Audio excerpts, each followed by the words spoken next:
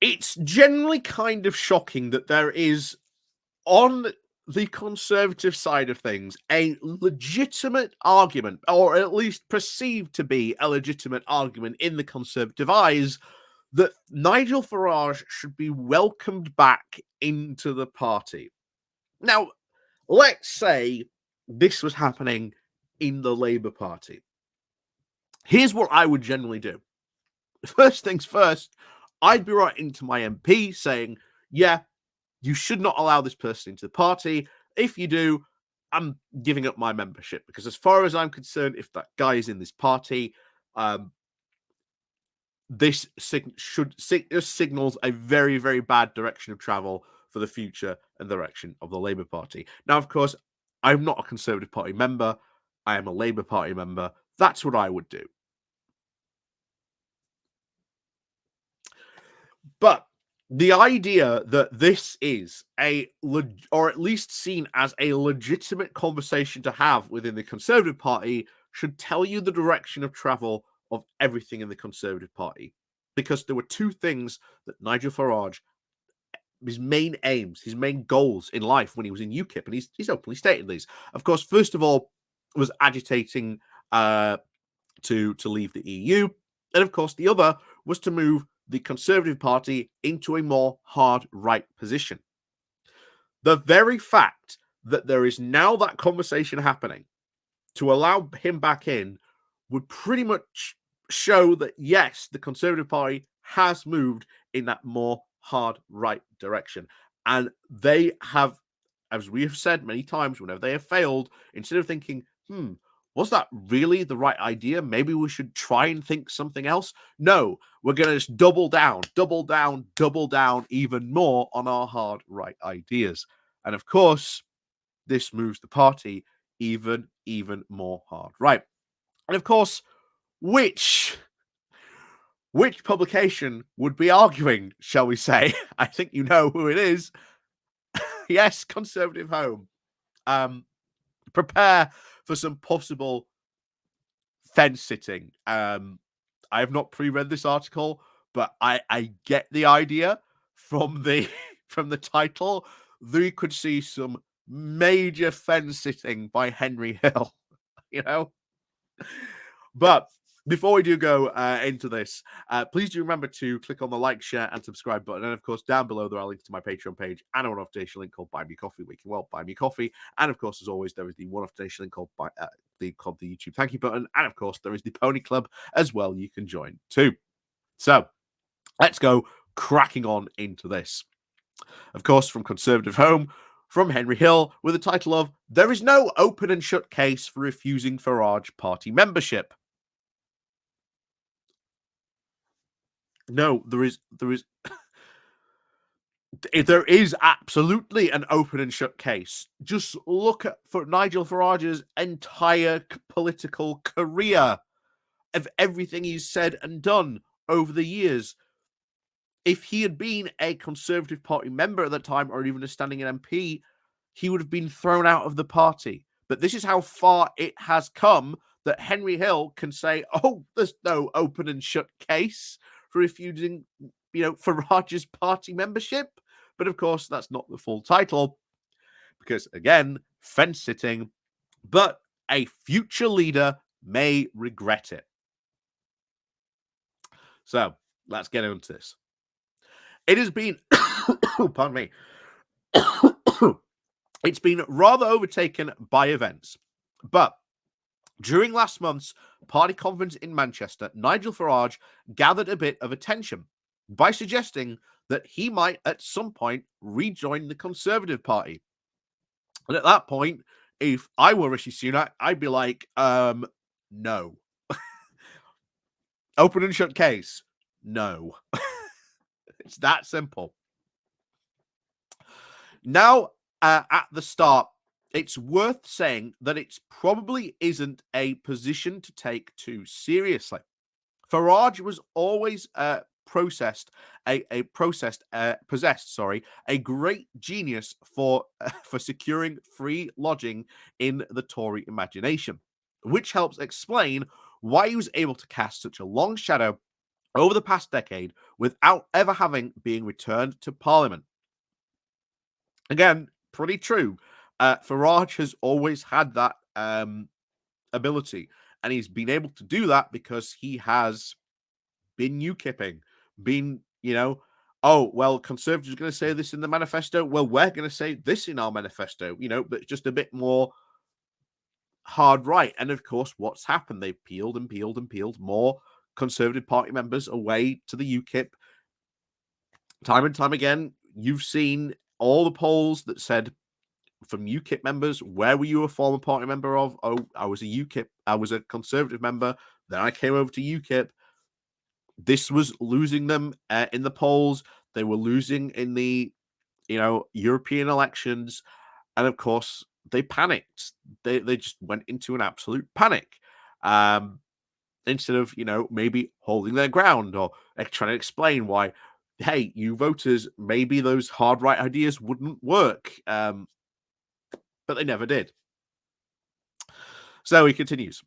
The former UKIP and, of course, Brexit party leader seemed retired comfortably enough, ensconced with his own GB News show, even before setting off to the jungle with a jaunt which ought surely to close the door on even the slenderest chances of return to frontline politics.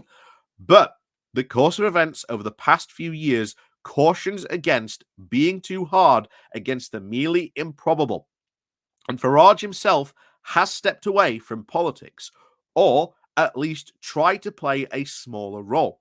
Several times over the course of his career, he has proven time and time again unable to resist the urge to return to the centre stage. Look at the Coots scandal.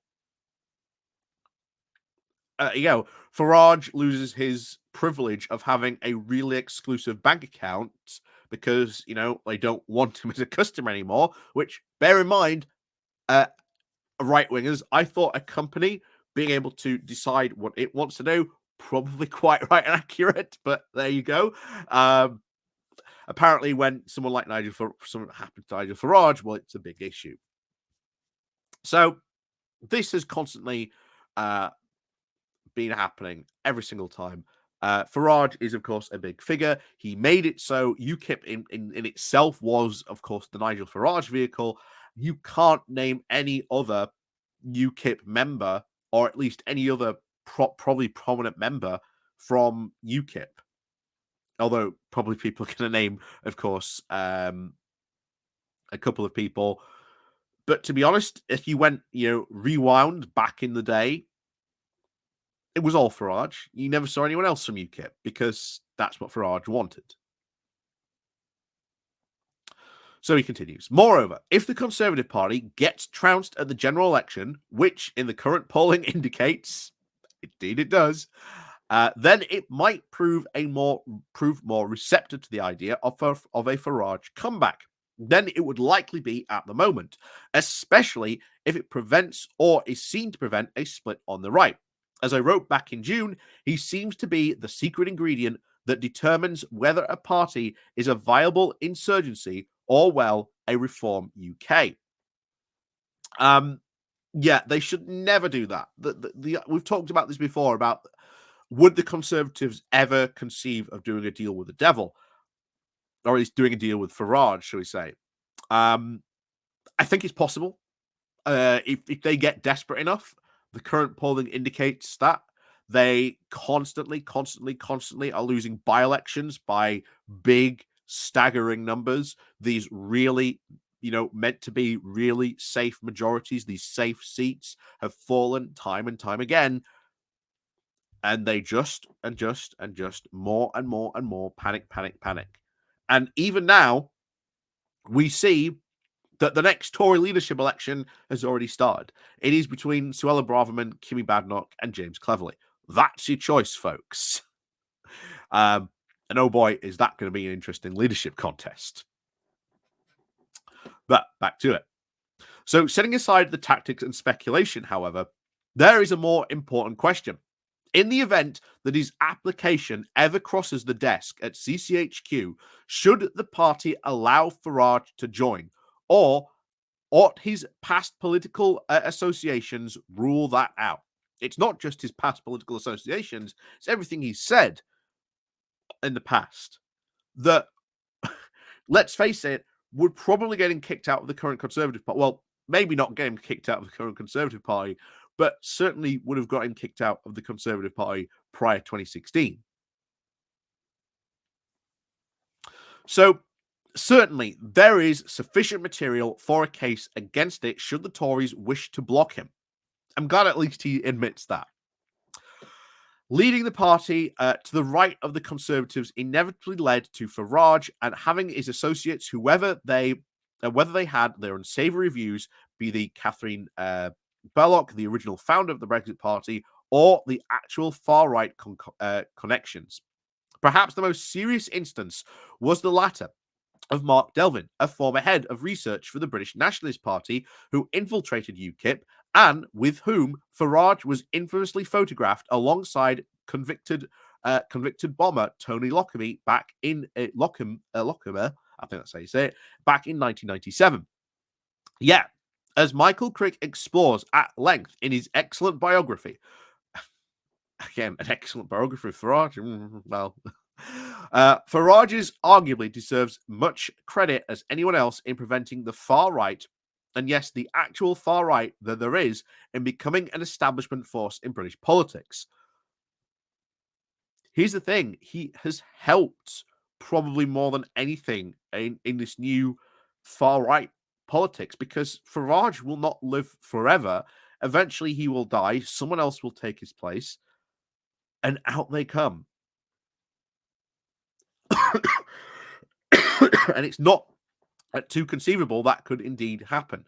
And trust me, there is probably someone waiting in the wings, just waiting for the moment when Farage finally pops his clogs. So back in the noughties, in the late noughties, the BNP was making headway in local elections and returned at least 2 MEPs back in 2009. In the absence of UKIP, there is a real chance that it would have been the beneficiary of the voters hunting for a new protest after the Liberal Democrats joined the coalition. I would probably not think that they would have joined the BNP.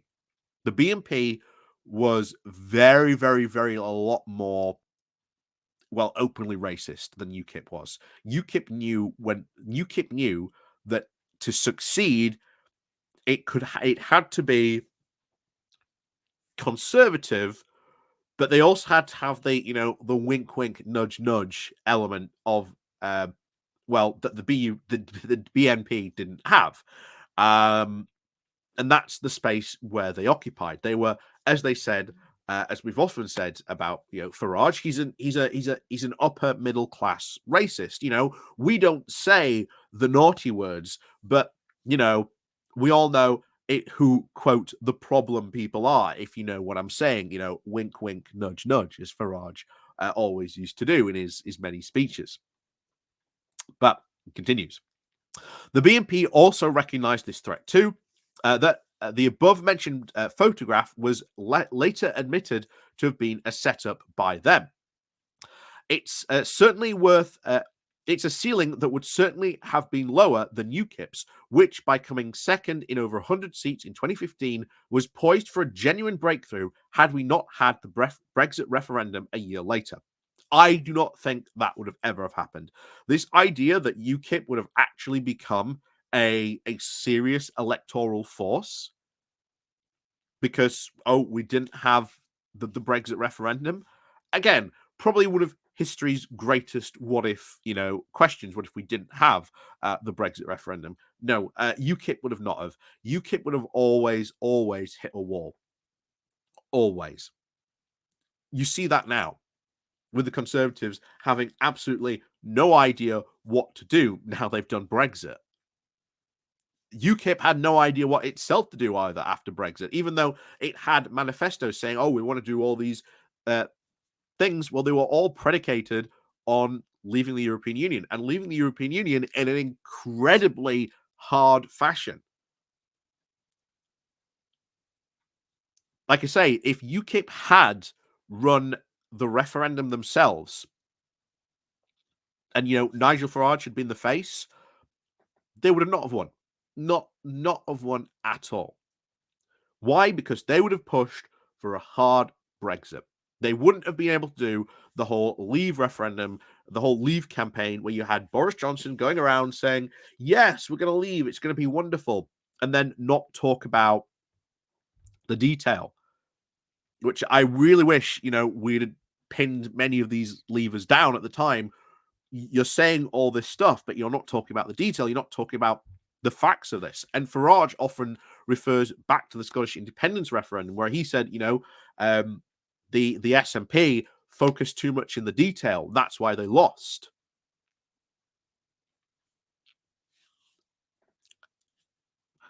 But no, I really do think that if the referendum had never happened, and 2015 had rolled around and there'd be no Brexit, no, UKIP would have never become a serious political force. Absolutely not. No way. So back to it.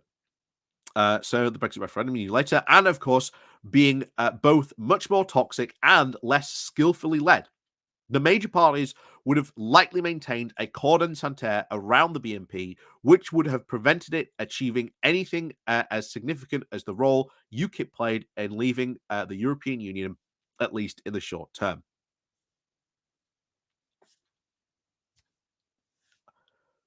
No.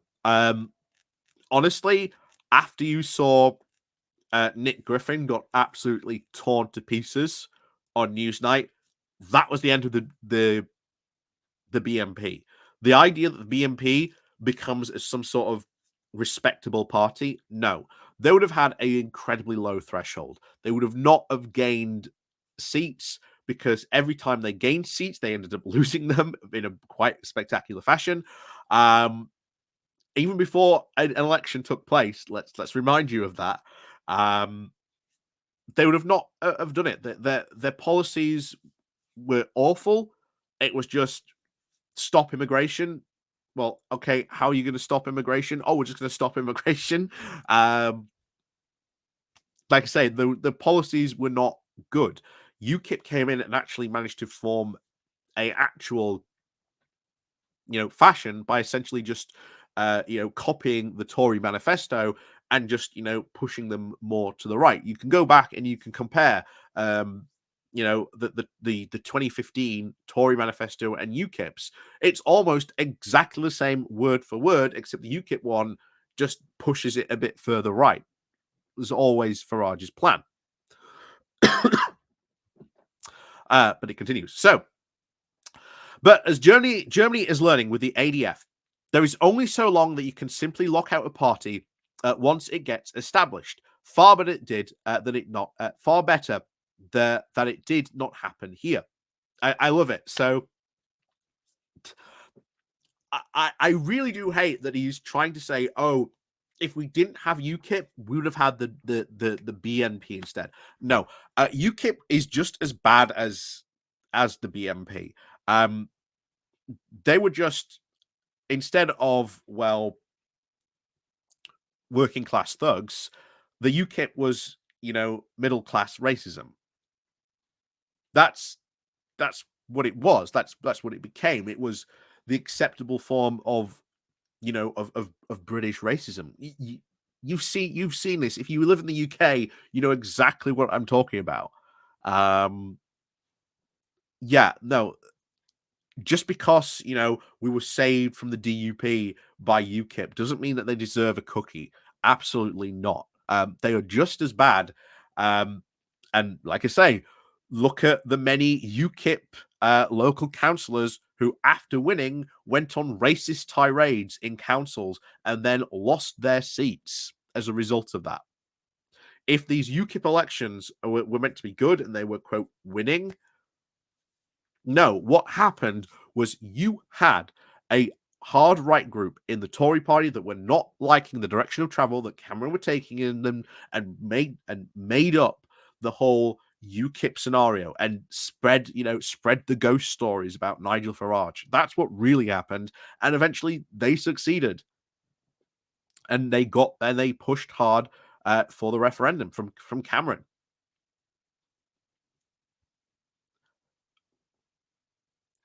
Are UKIP responsible for that? Yes, but without that, those hard right Eurosceptics in the Conservative Party would have not have been able to push Cameron into having a referendum. So, yeah, UKIP do not deserve a cookie for saying, "Oh, but we might have the BN." No, no. So, moreover, allegations that Farage himself has previously been involved in far-right politics have never been stood up. They often come from individuals such as a Dr. Alan and Sked, the founder of UKIP, as it was, but for obvious personal axes to grind. And whilst UKIP certainly has had its unsavoury alliances in the European Parliament during its time, oh yes, let's not forget the the other crazy far right groups that UKIP allied with. Yes, let's not mention those because apparently the BMP was really bad and all their people they had in it, but those UKIP alliances they had in the European Parliament. Yeah. So whilst UKIP certainly had the unsavoury alliances in the European Parliament during their time, there's an extent to which that simply was the price of doing a pan-European political businesses. And the ERC group, which was co-founded by the Conservatives, is currently led by Giorgia Meloni, whose Brothers of Italy party has fascist origins, but counts both Spain's Vox and, of course, the Sweden Democrats, both regularly described as far right as members. For all the controversy, there is a fair assessment that doesn't suggest that Farage would be considered beyond the pale were he already a Conservative member or a backbench MP. Thus, it is not surprising that when he was that we asked our panel in our most recent survey that 7 in 10 respondents thought he ought to be admitted were he to seek membership. Again, the direction of travel in the Conservative Party, ladies and gentlemen. But you do not want Farage in your party, because here's the thing: Farage has never ever really stood up to debate, because there were times on Newsnight, and there are certain Newsnight episodes where Farage has been ripped to pieces. Russell Brand is a prime example. I think absolutely nothing of today's Russell Brand, but I will tell you, when he was on the Newsnight with Nigel Farage, he did a really good job.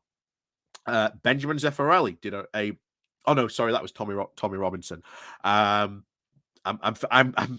mixing up my people. But no, there was plenty of other appearances where a lot of people did rip into Farage quite at numerous times and did sort of quite well coming out on the other end of it.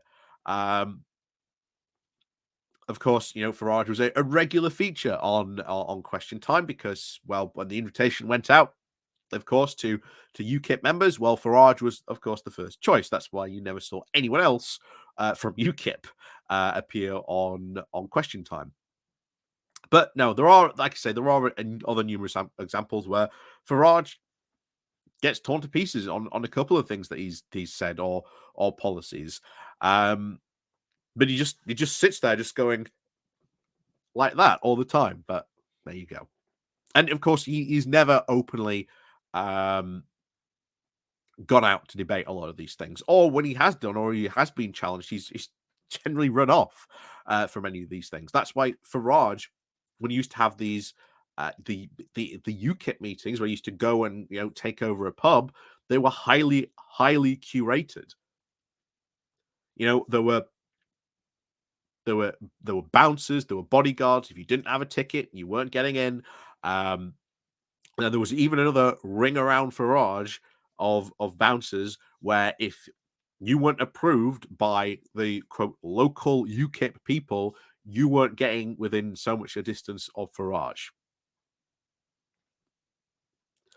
Again, like I say, he was very, very well protected because they knew that, well, if too many of these things, got out of Farage being challenged or anything like that, well, then that might ruin his image that he's a, quote, good politician. But he's really not. Most of the policies that Farage pushing right now are some of the very things that the Conservatives are doing, which again they are failing on.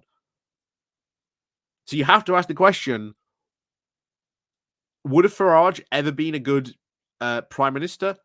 Absolutely not. Would he have ever been a good Home Office? No. Foreign Office? Absolutely not.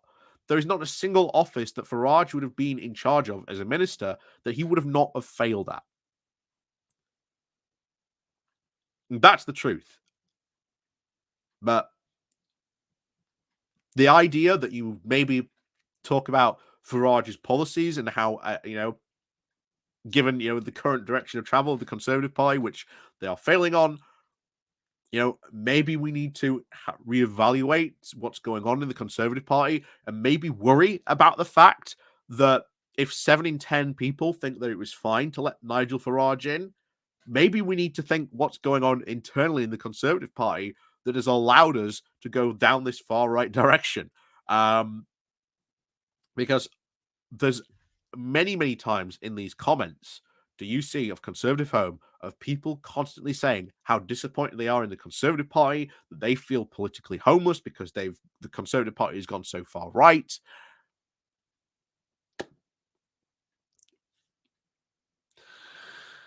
And then, of course, here we go. Let's finish this off. But then a future Conservative leader might have a more prosaic grounds for letting his application moulder in an in tray.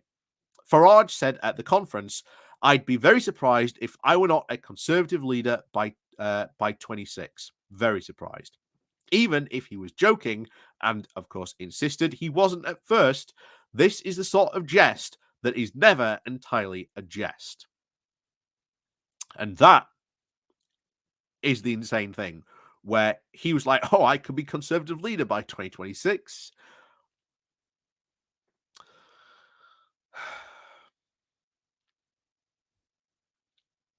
And then I do like this first comment.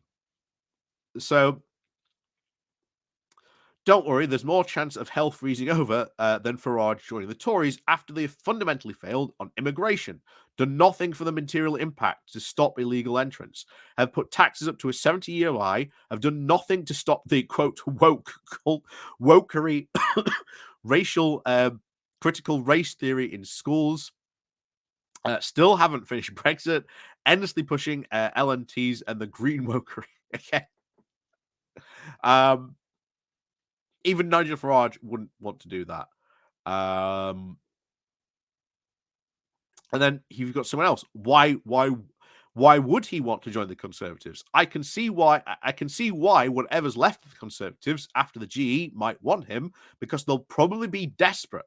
But I don't see why he would want to attach himself to a rump of losers at best, or a destroyed and divided party at worst with no seats at all for his grand final act.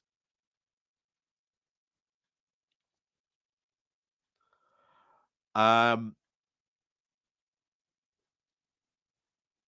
yeah, this is just some of the comments as always, right on the money. But yeah, should Farage, if you were a Conservative, would you want Farage in your party? Oh no, oh absolutely no, because Farage will bring with him a ton of baggage, a ton of baggage, and if you ever did become or get into a position of power, he would not be able to last too long. Even if he did magically become, Conservative Party leader by 2026.